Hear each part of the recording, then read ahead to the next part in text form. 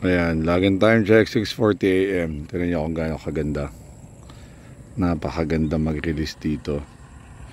Ang downside lang kung mapapansin nyo yung paligid, ang daming kuryente, no. Nakita ko ibong ko dyan sa mga kuryenteng ganyan. Talaga namang chances are pwede nga silang mabalda, mahulog, no, sumalpok, no.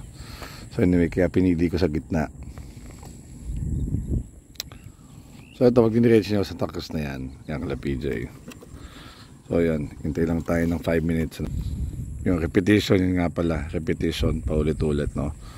So kahapon galing ako dito, inulit ko ngayon. Kahapon 30 minutes, hindi, ewan ko lang today dahil baka mas mabilis, baka hindi. Basta tayo, okay na yan. So yung sa side na to, ako, napakahirap buksan.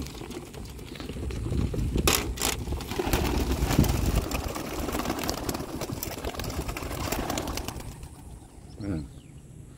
So hopefully nga walang tumama sa kuryente, no. O yan, mas mabilis today.